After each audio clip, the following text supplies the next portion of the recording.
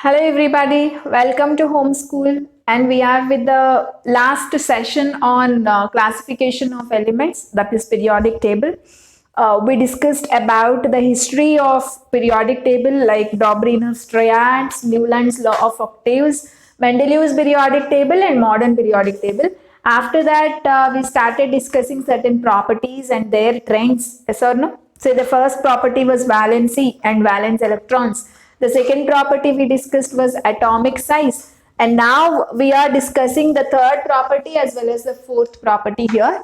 The third property is electropositivity. In other words, we can also call it as metallic nature. Okay. So what is this metallic nature or electropositivity? Listen carefully. Look at the definition very carefully. The ability of an element to lose electrons during a chemical reaction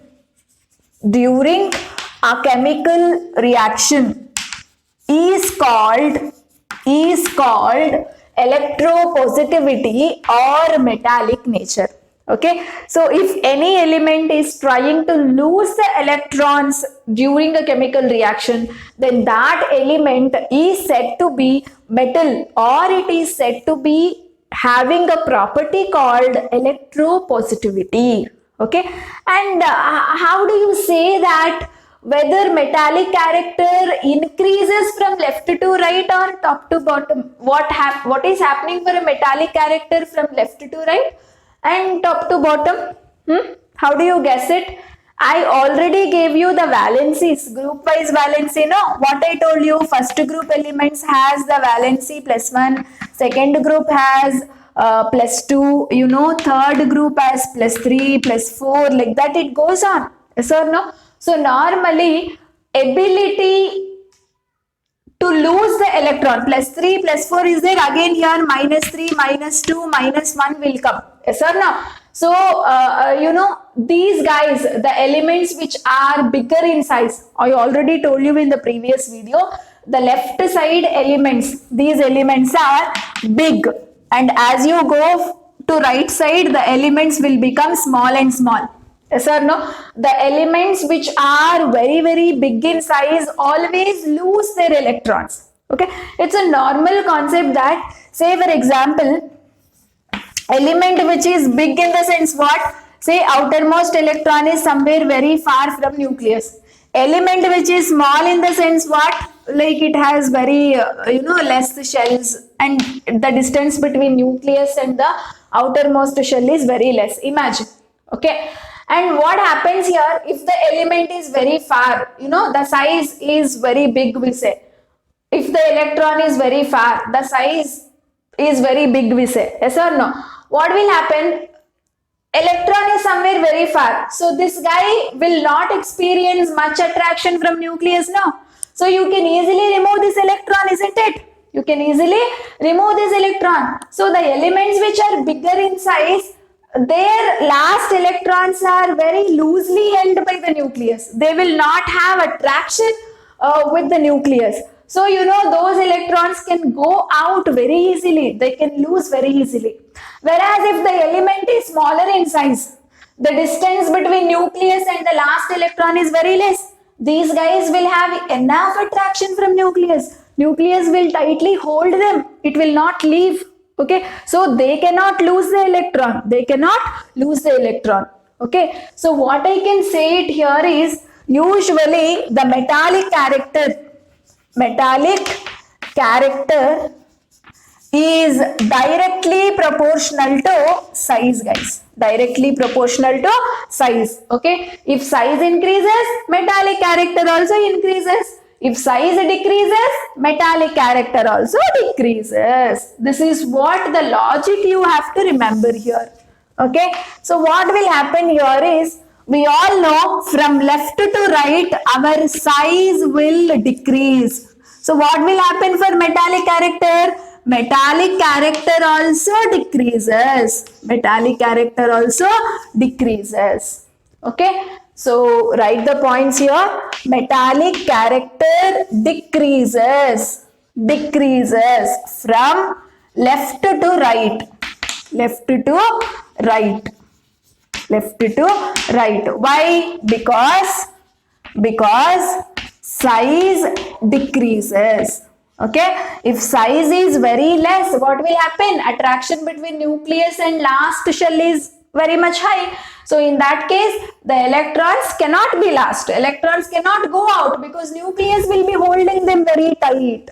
Okay, there will be more attraction between nucleus and the outermost electrons. So these electrons cannot be lost. Okay, so always metallic character depends on size. If size decreases, metallic character also decreases. If size increases, metallic character also increases. Okay, fine. And now what will happen from top to bottom? From top to bottom, what is happening, guys? Size is increasing, no? What will happen for metallic character? Metallic character also increases. Okay, so write down the point. Metallic character increases. Metallic character increases from top to bottom. From top to bottom because size increases. Okay, and you can also remember one point. Metallic character is nothing but basic nature, guys. Basic nature. All the three words have same meaning. Electropositivity is nothing but metallic nature. Metallic nature is nothing but basic nature. Okay, so we have studied in the previous chapters, always metals, when they combine with oxygen, you get oxides which are basic. Yes or no? You studied in metals and non-metals chapter. See, any chemical compounds of these elements, okay, the elements which are bigger, those compounds are always basic in nature. Okay, so any element which is known to be a metal, their compounds are always basic in nature. Remember this point. So the three words, but meaning is same, guys. Okay, metallic character or basic nature or electropositivity is one and the same. Always the basic nature or metallic character or electropositivity decreases from left to right because size will decrease. Okay, and the metallic character or basic nature, what will happen? Increases from top to bottom because size will increase. So this property depends on size. If size increases, the property increases. If size decreases, the property also decreases. Okay, so remember these points here. And now coming to the next property, electronegativity. Electronegativity. Okay, electronegativity, or it is also called as non-metallic character. Non-metallic character or acidic nature. Or acidic nature. Acidic nature. Okay, so here what do you mean by electronegativity? The ability to gain the electrons. Ability to gain the electrons is called non-metallic character. So what do you write the definition here? Ability. Ability to gain the electrons. Okay, and always electronegativity. Electronegativity or non-metallic character. Non-metallic character is inversely proportional to size, guys. Okay, remember this logic here. Based on size, you can explain these two properties actually. Okay, so electronegativity increases when size decreases. If size increases, this property will decrease. Inversely proportional. If this size increases, electronegativity decreases. Okay, if size decreases, electronegativity increases. Okay, so electronegativity is inversely proportional to size and metallic character or electropositivity is directly proportional to size. Okay, so now can you tell me What will happen for non-metallic character from left to right? From left to right, our size is decreasing now. So non-metallic character increases. Non-metallic character increases. Okay. What will happen for non-metallic character from top to bottom? From top to bottom, size is increasing. Metallic character is increasing. So non-metallic character decreases. Non-metallic character decreases. Okay. So this is very, very, very important. And one common logic out of this, I'll tell you, the elements which are present in the left side, okay, left side are always bigger. The one which is bigger is always metallic. Okay. The one which is metallic will always give you basic compounds. Okay. And the elements which are present on the right side, okay, they are always smaller. They are always smaller. Okay. I will show the illustration here. Just try to remember this logic. See, these guys, left side elements are always big. Okay. This is, I'm talking about size. Size is always big. If the size is always big, they are metallic in nature. They are metallic in nature. Okay. If something is metallic in nature, that will always give you basic compounds. That will always give you basic compounds. That means when the metals combine with different elements or different situations, right, then the so-called compounds are always basic in nature. Okay. And coming to the right side, RAGHT, right side elements. Okay. They are always small in size. Small size they have. Okay. If the size is very small, you know, they are always non-metals. They are always non-metals. So any non-metal, when it reacts with other elements, you get the new compounds, isn't it? Those new compounds are always acidic in nature. Acidic in nature. Okay. So this is what you have to remember always. This is very, very, very important. Even if you study chemistry in your future, that is in class 11 and 12. Okay. So always remember, electropositivity is nothing but metallic nature. That is the ability of elements to lose the electrons. Okay. So normally if the element is bigger in size, it can easily lose the electrons. If it is losing the electrons, it can be called as a metal. If any metal on reacting with some other elements, you get new compounds, isn't it? Those compounds are always basic. Okay. And you know, right side elements are always smaller. If something is a smaller in size, it is always called as a non-metal. Whenever non-metal reacts with some other element, you know, you get new compounds, and those compounds are always acidic in nature. Okay. So this is what the logic you should always remember. And if you can remember this, most of the application based questions can be answered very, very easily. Okay. And one more thing is, from left to right, what is happening for metallic character? You have to remember only the size. Based on the size, you can talk about metallic character trend as well as non-metallic character trend also.